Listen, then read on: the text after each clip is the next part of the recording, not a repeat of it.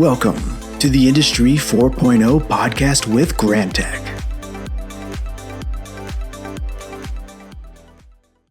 Hi, everyone, and welcome to today's episode of the Industry 4.0 podcast with Grantek. The Industry 4.0 podcast with Grantek delivers a look into the world of manufacturing with a focus on stories and trends that lead to better solutions. Our guests share tips and outcomes that will help you improve your productivity. My name is Dave McKenna. I am the practice leader of smart packaging at Grantek, and today I'm joined by Kartik Sundar of TeamSlide. We have a little bit of a different guest today. So generally we have a lot of automation people and automation, either vendors, solution providers, hardware manufacturers, OEMs, and other companies, manufacturing, large manufacturers and leaders in those. We have a little bit of a different person. So Kartik is from TeamSlide. He's founder of TeamSlide, launched in 2015. TeamSlide is a PowerPoint-based slide search solution that lets users in multiple fields, including marketing, sales, professional services, enables them to share knowledge, ensure consistent messaging, and drive productivity when building presentations. Kartik has a PhD in Bioengineering from Georgia Tech and later worked as a management consultant before launching TeamSlide. So TeamSlide is, full disclosure, I know Kartik. Kartik and I went to school together at Queen's University. Independent of us knowing each other, Grantek bought TeamSlide, found TeamSlide. It solved the need that we had. And we talk with a lot of automation people, but I thought this was a good guest to bring on the show because a lot of the changes in AI and stuff like that, it's also hitting this, obviously the software industry, not just manufacturing. So we may see some information and hear some things from Kartik about where AI is going. The other piece is just the world of data. We talk about this a lot with a lot of guests, but presenting that and how are people presenting that? How are people using any of the advanced analytics and stuff? It's great, but at the end of the day, you still need to communicate this. So someone who with a strong knowledge of PowerPoint, which is really where a lot of this goes, is I thought would be a good guest to have on the show. So Kartik, thanks for joining the Industry 4.0 podcast. Yeah, thanks for having me, Dave. I don't do many podcasts, so it's exciting to be here. Something a little different for me. Glad to have you here. So first, just for the folks to hear, tell us about yourself. How did you get into the software world that you're in now? How'd you get into it? Where'd you start? And what's sort of been your career story? Yeah, I guess always been interested in software and technology. As you know, we met when we were studying to be engineers at Queen's. I studied for a long time, undergrad and grad school, but I never practiced as an engineer. During my time in school, I became more and more interested in business as well, and I was fortunate to get a job as a management consultant after I was done in grad school, and that was my first introduction to the working world, and also my first introduction to PowerPoint. Really, we obviously made slides before then, but it was as a consultant that I realized how much time people spend perfecting a message and how important that can be as well. And so that, those were my sort of my introductions into the world of technology as an interest in business from a working standpoint. And as I was building slides every day as a consultant, I found inefficiencies basically, and I found opportunities to help improve that process. And that's where TeamSlide was initially born from. When you say management consultant, you're talking those top firms that are, I don't know what ungodly sum per hour those companies are kind of charging. This is your high-end management consulting firm kind of. Sure. Companies. Yeah, there are lots of different types of management consulting firms. I used to work at Bain & Company. They were a great firm. Yeah, they give you wonderful opportunities to experience different fields.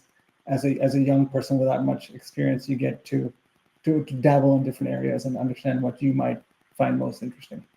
And interesting, I think this ties in all of those very expensive consultants who come in and study a business and have to come up with some kind of plan. And correct me if I'm wrong on this, Kartik, but the real output of what they're doing, they come in, they talk to people, interview, study things, use some models, do some math, probably whatever magic the consultants can do. At the end of it, you're left with a PowerPoint. Like that's truly the deliverable that comes out of the engagement. I think as a worker bee at the firm, you feel like your deliverable is PowerPoint, and it's certainly important, and that's a part of what you hand off. I do think that the firms also aim to deliver change and outcomes. So they're hoping to drive business changes that move in a positive direction on there. But a big part of the way that is conveyed and the way that you bring people together and align everyone is through a PowerPoint deck. And there's a process to it. You're not just sort of disappearing and coming back and pitching something at the end of 3 months, but you're working closely with the people on site, and everyone's moving slowly but surely in the same direction. For example, one of the things we often did was called pre-wires, where before the major presentation, you actually presented the slides to everyone individually or in small groups ahead of time, so there's no surprises on the large meeting. So yeah, while PowerPoint was critical and we were judged by how quickly we made slides and how great the slides were, ultimately these firms are trying to make positive business changes for their clients. I'm not trying to devalue what they do or run it down, but true business change, transformative business change comes in the form of a PowerPoint. That is the way that is how you do it. So it's really slides, yes, ideas and vision to drive and change your business, but how do you actually go do that? Well, yeah, you make some slides and you put some stuff in there. And so then you went into, so you saw an opportunity to do that, and then tell us a little bit about TeamSlide. Yeah, so after consulting, I spent a couple of years in industry, which maybe gave me a little more time to think about what I wanted to do. And then this idea came about of TeamSlide of trying to improve the way people work in PowerPoint. Given my lack of experience running a business, I felt like with this idea, at least I knew the end customer, like the end user. And so that I felt gave me a leg up when starting the business and building the product out. I knew sort of firsthand the pain people felt. Get domain knowledge. Yeah, on that field. And it's grown since then. We started with something that was very, very specific, and over time, the tools have become more simple, more general, and different types of firms can adopt it. Our early customers tended to be quite large, but now we have many small customers that also use the solution. Awesome. We do like to have a riddle in here. Okay. This will test your knowledge of artificial intelligence, or test you against the artificial intelligence. Let's see how you do here. So, what has neither flesh, bone, nor nail, yet has 4 fingers and a thumb? 4 fingers and a thumb, but no flesh, bone. No bone, no nail. Can you compete? Can I compete? Machine intelligence? Probably not. But given that it was just Canadian Thanksgiving, is it one of those like the turkeys kids make out of their hands? So what now? Kids make the turkey. They paint their hand. They put it on a piece of paper. They cut it out, and the 4 fingers. A handprint, a turkey handprint made for Canadian. They just call it Thanksgiving up in Canada, but yes, Canadian Thanksgiving. The answer is a glove. A glove. Which does have all of those items. I like the children's turkey Thanksgiving Canadian reference. A good one. I'd like to see an AI come up with that answer. I don't think it would have. It's going to give you. That's a good question. Is AI going to give you the most boring answer or the most direct answer all the time? We're dabbling in AI just like everyone else is, and one of the things we're testing is our ability to generate slides. And one of the things we're asking the AI system to do as we were testing was, for a particular problem, like if I wanted to compare 20 companies across 2 dimensions, make me a slide or describe a slide that would do that. And the AI system oftentimes kept coming back with a table as the answer, because the table would do it. But it's not the best answer. A better answer would be like a 2x2 where you can plot 20 companies across 2 dimensions, but that hardly ever came up as an answer.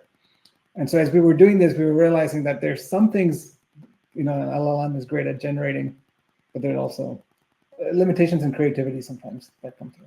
Limitations in creativity in the AI. Yeah, especially, at least that's hopeful. That's our hopeful message for today, everyone. That we won't all be completely replaced by the machines, because if it's not coming up with the best option. But here's another question, I guess, on AI, and this is a big reason why you on the show is talking to AI, because you are using it, you are looking at it, you're testing it, you're evaluating it for a market. are people just going, do you find people are just accepting what the AI spits out? You know what? It's not the most creative, but I really don't care. Like, how is there a general drop in quality, or the goal of quality, or yes, it's less creative, but no one cares because, hey, I got things done. I just cranked it through my AI and I got something out of it. That's good enough for me, whether it's like absolutely right or not, or the best or the most polished, or I could do better myself if I sat down for a bit. I don't care because I got something. The AI gave me this, that's okay. It's like, no one got fired for picking IBM, and no one got fired for just using what the AI spat out. Is that, are you seeing any of that? Do you have any sense for that? I'm not sure if I have official sense. I think a lot of that is probably happening on there, but I think what is for sure not happening is I don't think people are spending the time to prime the AI with an appropriately detailed prompt to get an answer. So, for example, they may ask about Industry 4.0, for example, and get an AI-based answer out of that. But if I'm working at Grantek and I want to present something on Industry 4.0, I think you're better off seeding the AI with who you are, what your role is, where you work, what you know, and all of that input the LLM is probably not getting. And then, so that therefore it's spitting out a generic answer, right or wrong. I mean, it's hopefully mostly right. It's maybe missing some of the nuance that it can provide had you given it more information. So as we think about building AI tools, we've wondered about being able to prime every prompt centrally. So an admin, so marketing at Grantek, for example, could prime every prompt that goes in. And so you, Dave, don't have to do that. And therefore you're getting better answers. Then are you at risk of I guess that's a double-edged sword. So you prime it so that the 12 people who are trying to build PowerPoint, or the 100 people building PowerPoint, can't just shortcut and do a sloppy job and not coach it properly and get the wrong thing, or get not what the best thing could be, put it that way. But then they can't prime it for their custom needs. I guess that's a double-edged sword if the head office is priming stuff for people versus they prime it themselves. I guess ideally you have a switch, and you show users what you're priming it with, and they can override that. But I think giving it more information and more context gives you a better, more nuanced answer, and I think that's important. I wonder where this. I mean, it's an interesting question on the automation side. How well is that being done, and are we priming stuff for? Open question. Are we priming stuff for the right people? If we're giving things to operators, are we letting them speak, and are we priming things for what they need versus what someone else? I mean, this is probably the same thing that happens in every project, where it's not necessarily built for the people who use it. It's built for the people who bought it, or the people who bought it, or the people who are in charge of it, not necessarily always connecting down to the people who use it. And that's just an open-ended rambling there. But getting back, you said tying Industry 4.0. What does that mean to you? Where do you see industry? What's your definition of it? How do you interact with it? Yeah, my take or my understanding of Industry 4.0 is you're taking traditional, well-defined manufacturing processes, and you're trying to update them with both the latest technology wave, but also with the right information on there. So it's usually using both the right tech and data to update current manufacturing processes. And whether that's automation or Internet of Things, how can you fold in real-time data to improve the way you manufacture things so you're using fewer resources, maybe doing it faster and safer also on there. I don't think that's very unlike what we see in the software space also, where you're trying to connect disparate data sources and help people save clicks or make decisions faster. And do you see people pulling in real-time data sources? And I know you can link things in PowerPoint, and I've had it bark at me when something got moved and it was trying to pull from there. Is that something that's come? Because again, a lot of these, we interview a lot of big companies. They're putting in big data systems, and ultimately that's got to get to people to be consumed. Some of that's in dashboards, but I can see a chunk of that going into PowerPoint. Is that something that you see companies doing, where they're putting in these big data gathering, data monitoring, AI systems, crunching, grinding through data, and then does that dump into a PowerPoint somehow? Are there hooks and ways that that's being done? Is that again something you're hearing of, or? Yeah, I don't think it's necessarily dumped into PowerPoint the way you might dump it into a dashboard, which tends to be far more real time. I think in PowerPoint, you're seeing a distilled version of that might be updated daily, quarterly, monthly, depending on the type of organization you are. So for example, financial services firms, they're updating their data on at least a quarterly basis on there. And then that gets fed into PowerPoint because they have to legally present the right information when they're trying to sell on there. And I can imagine in manufacturing, you want the latest throughput, the latest numbers, maybe on a monthly basis to flow through to your PowerPoints. And is there a world where it's not? I mean, we have the AI generating the information, the data. We not generating the data, generating analysis and commentary. We have all these systems pulling data, collecting from the lines. Someone's got to put this together. Are we still having people copy paste? I know people can copy paste better than computers can, and people can click "I'm not a robot" because the AI can't find that square. I'm half joking, but it seems like in the future we have all these amazing things, but we're still copy pasting half the time to get it from one thing. Does any of that go away at any point, or? I think it can go away, but it doesn't go away because it's sometimes the inertia to change is too high, and it works. And if you're not doing it often enough, it's not worth. The inertia is always high to change what you're doing. But there are firms that, like these firms that update it quarterly, they're not copying and pasting. They have other tools that can create a PowerPoint slide for you, like a very generic PowerPoint slide, and it's nothing fancy with AI or anything, but it's got a template, and it's populating that template every month and saving it in your special folder in SharePoint, for example. So there are tools that will do that for you. Yeah, and I've seen Power and used Power BI export to PowerPoint, but still I was never completely satisfied with it. Or maybe it's gotten better or not, or I'll be honest, I haven't touched it in a bit, but it still doesn't give you that. I guess it's that degree of control when you're putting the stuff directly in. You have that full degree of control, and you can adjust, move, or however as you see fit. Are you seeing digitization? Kind of continuing on this, how are you seeing digitization happening? How are you helping with that or doing that? Yeah, we help from a communication standpoint. So any firm that's going through a huge digitization process, there's a huge chunk of that. It's about effectively communicating those changes both internally and externally. And that's where TeamSlide is often used to ensure that everyone has the right information at the right time, and it's tailored for the right person on there. So that's where we play in that space. As you're going through that process, and you need to communicate that with your internal stakeholders, but also as you're selling, as your products change because of that process, you want to make sure that everyone has what they need at their fingertips, and that's where TeamSlide plays an important role. So if your sales process is heavily PowerPoint oriented, it's very easy for salespeople to reuse a PowerPoint deck that already exists, and why not? That's the fastest way of doing things. And we try to improve that process by making it even easier to find the right deck, the right slide.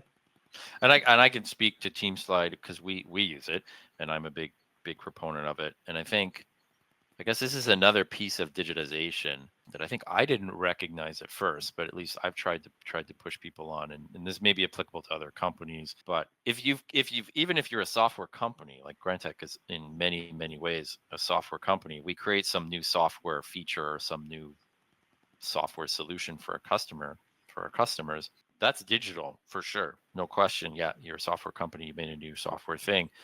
But have you actually digitized all the elements of that? What I mean is, yeah, you've made some software thing, but if you're still telling people over a meeting or a phone call or even an email, if you're still telling people that it exists and that it's out there and that this should be something that needs to be presented, that's a non-digital part of your company, right? Your communication of change in your company and people having that new information at their fingertips. If you're doing that with email or old or meetings or legacy in non-digital communication forms or legacy, I'll put email in there, then it can hold you back. So to our point, we've benefited from this because when we finish doing something, we make slides on it, and then they get loaded into TeamSlide, and then boom, that's available to everyone right at the front line. So it's part of digitizing the communication of what you do, not just what you do. Yeah, the legacy channels are still important internally. I don't, you know, like how do you train people, for example, on your new software that you've developed? Yeah. So I think that drives a lot of it, but in the end, you also want to arm them with the assets they need for them to go talk about it and spread the word. Essentially, if it's like a broken telephone, right? If there's too many interpretations along the way, you might lose the core messaging that your marketing team has spent so long trying to distill into what they need. So you need to talk to people, or they won't care, or don't know, or won't know to look in the repository for new stuff, look in the list of slides for new stuff. But yes, you got to arm them with, I like that, consistent message and single source of truth. There you go. That's a cliche. We haven't used that one yet in here, but yeah, it's another opportunity. This is an example of single source of truth. There is one place where all of that common communication information gets pulled from. Everyone pulls it from the same way. It looks the same. How long does it take you today to push out, like if you have a new packaging process or tool or software in Grantek, how does that flow? Well, who is interviewing who in this, Kartik? The tables have turned. That's an interesting question, to be honest. I mean, for us, it's really no, I'm on the hot seat. It's an interesting question because generally, as we are doing something, we're at the size where with my leaders, I can communicate. I'm communicating on a regular basis, and then that is dripping down to the rest of the team.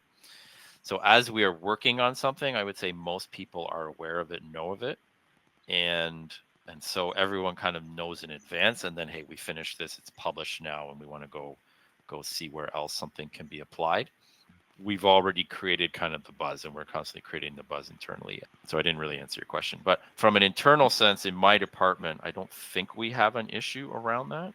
On the rest of our company, though, because we're a sort of around 250 person company, that's a little bit of a different story, and that's a tougher nut to crack, is making sure everyone in the organization is aware of updates, and how often do you tell people, and how many meetings do you have, and how many emails? How do you communicate your message to a larger audience, but not in the correct format, that you're not consuming too much of their time, but you're still getting their attention? I think I'm still figuring that out, to be open. So I'll jump back on the hot seat. Yeah.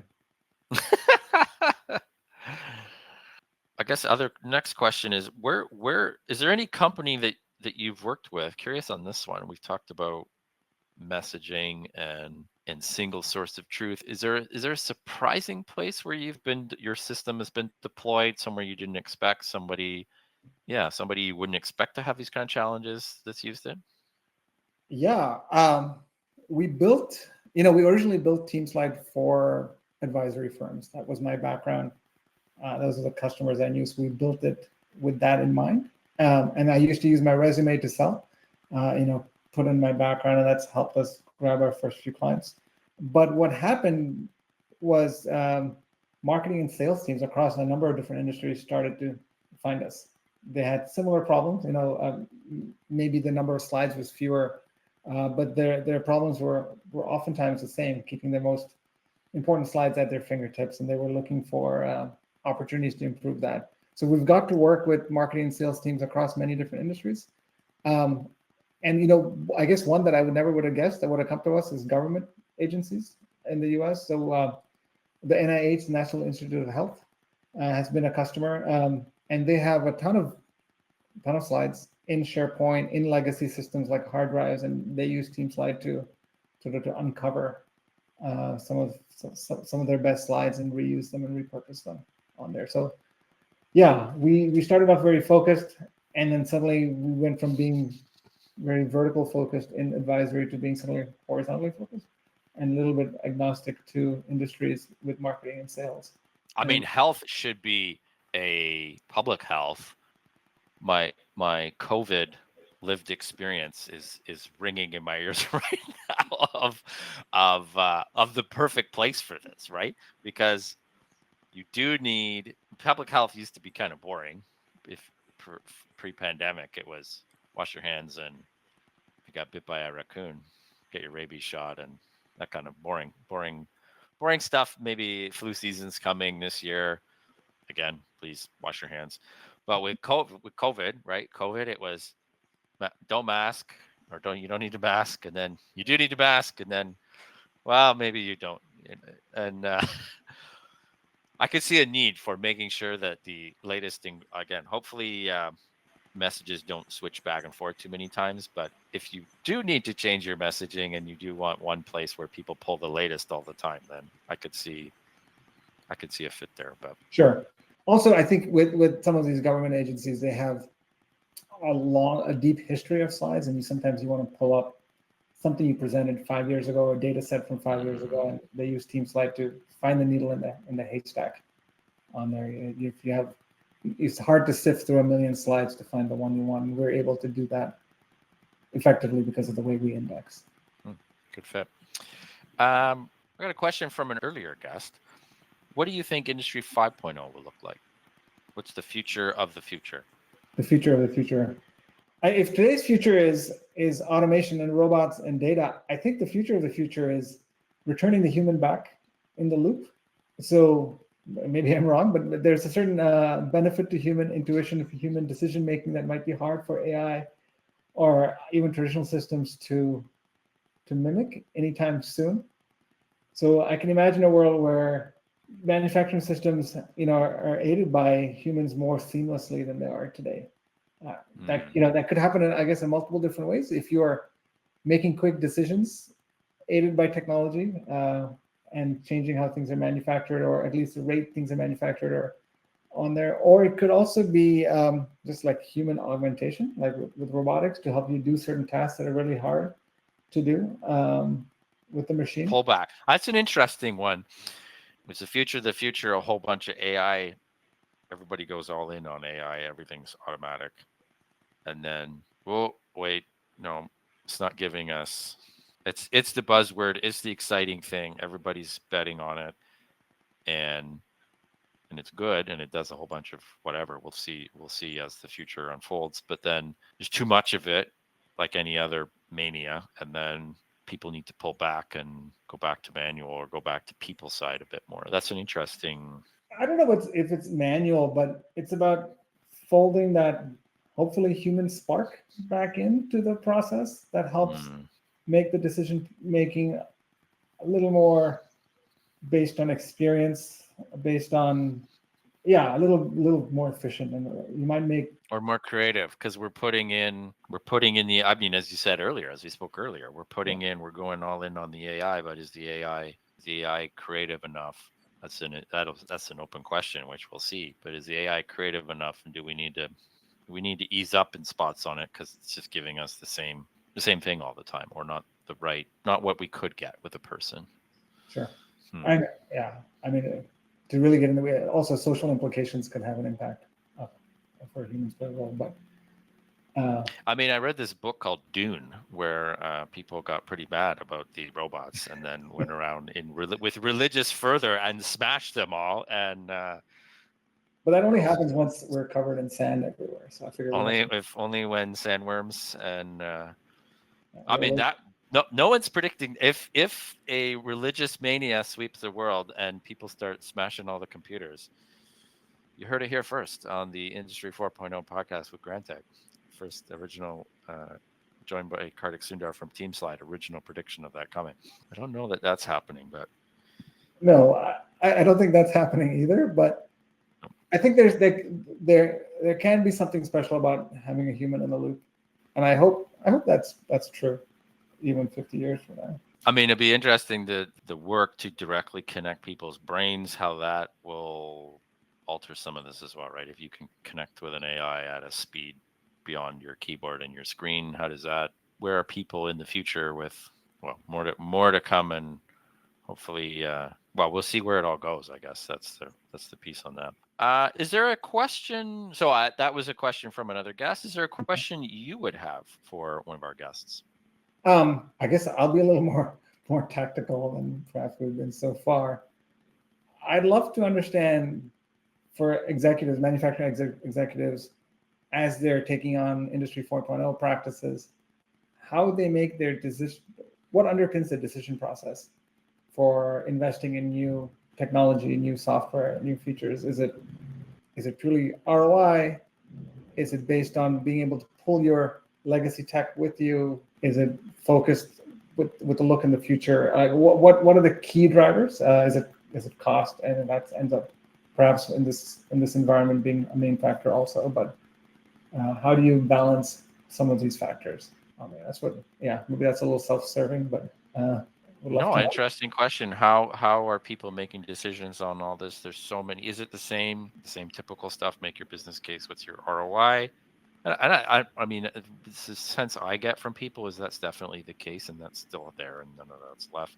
But at the same time, I think there's all these other considerations, and a key point is how do you add all this in a legacy environment, right? And how much does that make a difference? And, yeah. I think that, to answer my own question, I think that has a big role. I think being able to pull your legacy systems along with you, your legacy knowledge, that's what maximizes ROI without taking on significant risk. It's a double-edged sword because you don't have to take on the risk and you're more likely to succeed. But then it does leave opportunities for those that, like a startup, willing to take on all that risk that may leapfrog you. Right. Awesome. Well, good question. We'll definitely make sure to ask someone. And again, Kartik, thank you for coming on the show. Thank you for a TeamSlide, useful product for me, especially when I can quickly pull some information I need on the spot in front of someone to show them certain things in PowerPoint. I have personally used it and found it very beneficial. On the fly in front of people to be able to find stuff really helps tell a story. And thanks for coming on the show. Yeah, thanks for having me. It's been wonderful to get an insight into this space, and we're extremely, fortunate that your team and others are benefiting from TeamSlide. So we appreciate that. Thank you. Next time I ask the questions here. Thank you. Okay. Thank you, and thanks to everyone for listening. Would love to hear from you. All of our listeners, please follow Grantek on LinkedIn to stay up to date with everything we are doing. Subscribe to the Industry 4.0 podcast with Grantek, wherever you get your podcast. Email us any questions, feedback, or thoughts on Industry 4.0 or anything to info@grantek.com. And please join us again next time on the Industry 4.0 podcast with Grantek.